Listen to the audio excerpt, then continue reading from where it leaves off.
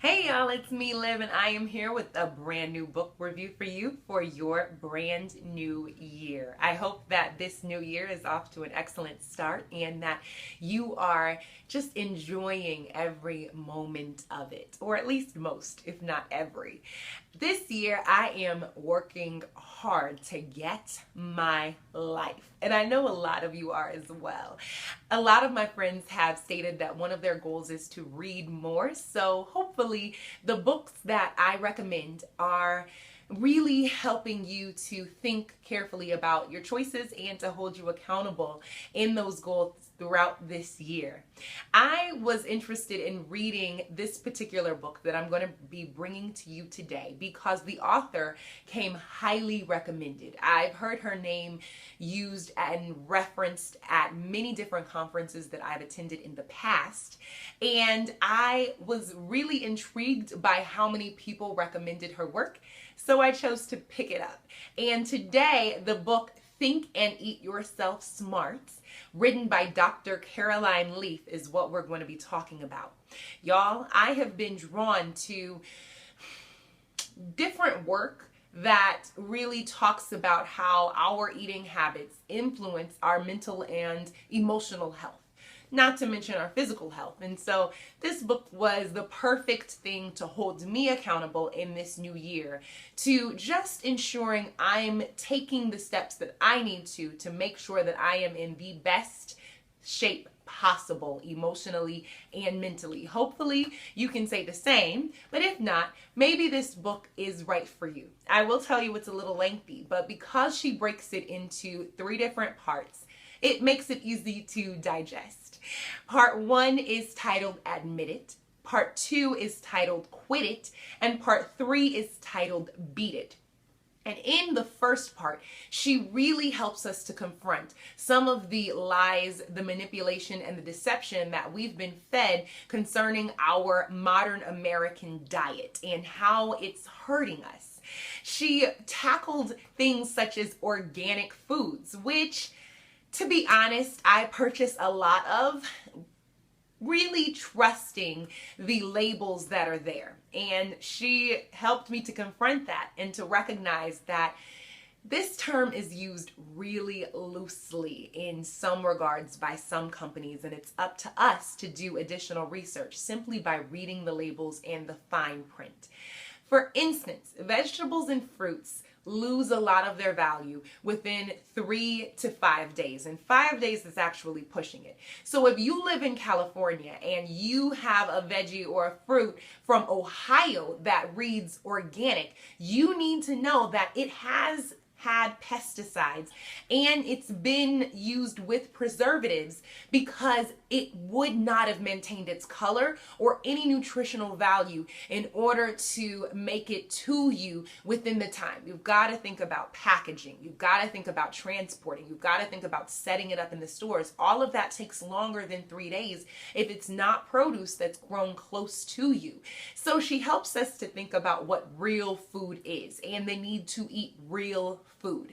And she characterizes real food as food that is grown locally, food that is seasonal, food that is grass-fed, and food that is fresh and has nutritional value.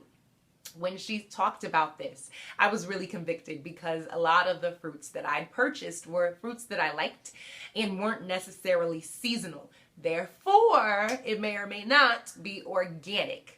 Nonetheless, I really found all of this information to be extremely helpful. And now when I go into the stores, I find myself looking to see where the food was grown and if it was grown close to me, rather than just assuming that because they stamped organic on it, I'm getting what I've been shown. And we know that we've got to be careful with this because she points out things such as the United States Congress classifying pizza as a vegetable. Now, I don't know much about farming or agriculture or nutrition in general, but I do know that that has got to be wrong because pizza is one of my absolute favorite foods of all times, and the pizza that I eat is nowhere near a vegetable.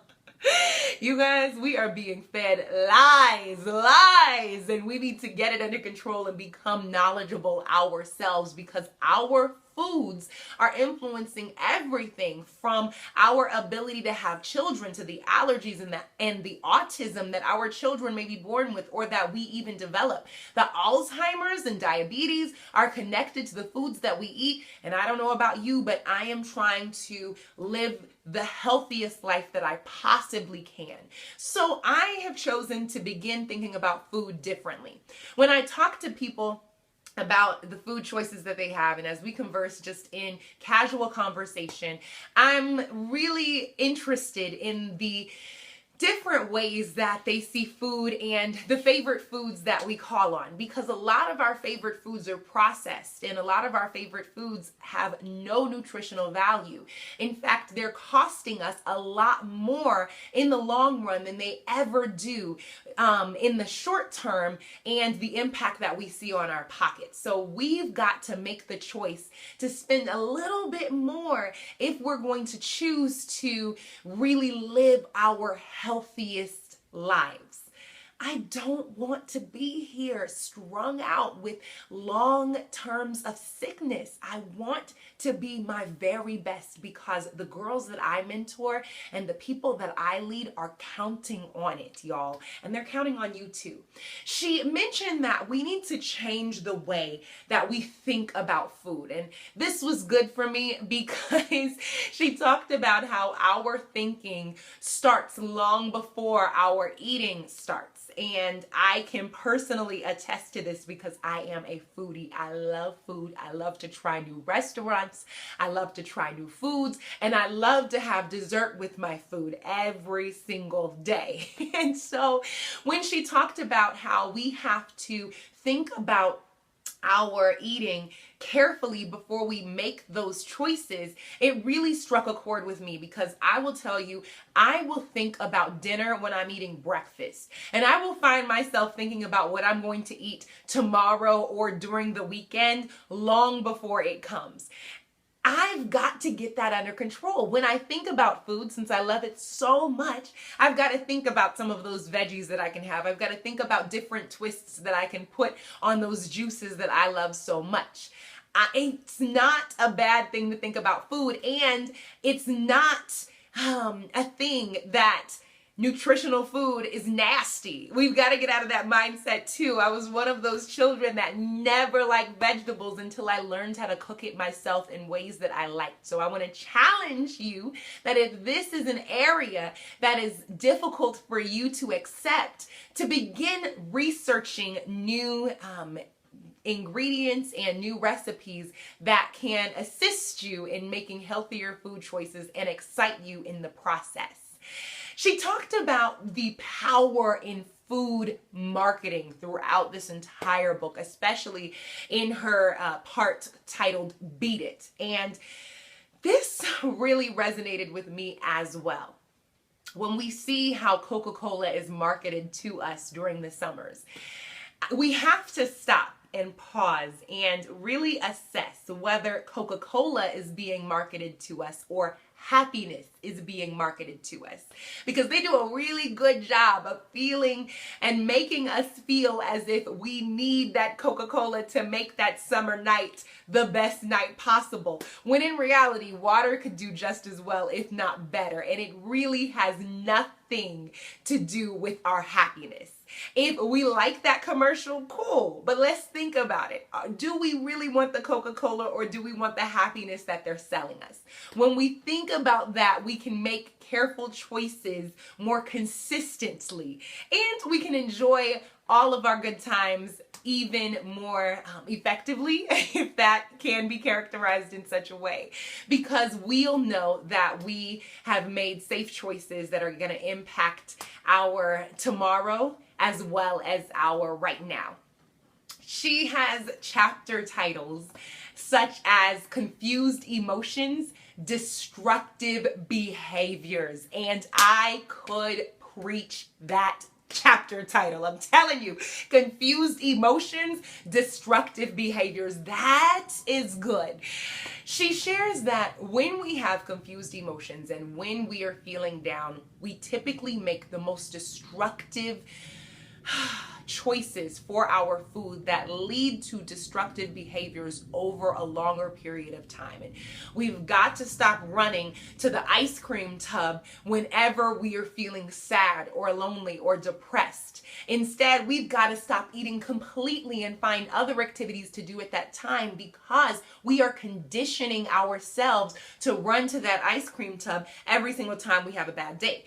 Now, I want to stop you in whatever you may be thinking right now, because I'm trying to get this under control myself. And fortunately, it is January of 2018, so I've got some time, but I deal with this too. And her book really helped to just share information and shed light on some of the problems that I need to check. And you might be wondering if I really deal with that, but I also want to confront your thinking about whether or not eating disorders affect people who are thin. Just because you see my weight does not mean I don't have weight issues. And that is one of my pet peeves. So many people look at me when I talk about food and they say, oh, you don't eat a lot, or what, you eat that much, or girl, stop talking. And it bothers me because I dealt with anorexia for years. Just because I'm thin does not mean that I have not had a problem with the types of foods that I choose to eat and the ways that I eat them in. Y'all, let's grow our mindset and let's work toward being healthier and holding one another accountable in that, regardless of what we look like over time, because we will be better for it and our community will benefit from it as well. I'm going to step down off of my soapbox now and get to the last point, which was one of my favorites and concerns sleep. She brought up the point that sleep is extremely important, not only for our mental health, not only for our emotional health, which we know, but also for our physical health, because the foods that we choose to eat usually are chosen a lot more haphazardly when we've had less sleep. And so your ability to sleep well and sleep for long amounts of time are going to impact your food choices, which is ultimately going to have a greater impact on your health. You guys, this book was really good. And whether you start with Think and Eat Yourself Smart or something else by Dr. Caroline Leaf, I highly recommend her work. She brought a lot of attention and a lot of information for me into a field that I had very little knowledge of, and it just opened up the way that I think, the choices that I make, and even the way that I'm going to be voting in the future. As I saw how heavily our agricultural system influences our politics, I began to think about what I could do myself to influence our trends in this culture today and really impact our decisions in the long term so that my children will be healthy when I finally have them. I hope you guys are having a wonderful day, and I just want to thank you for tuning in. Check her out. I don't think you'll be disappointed at all. Talk with you soon.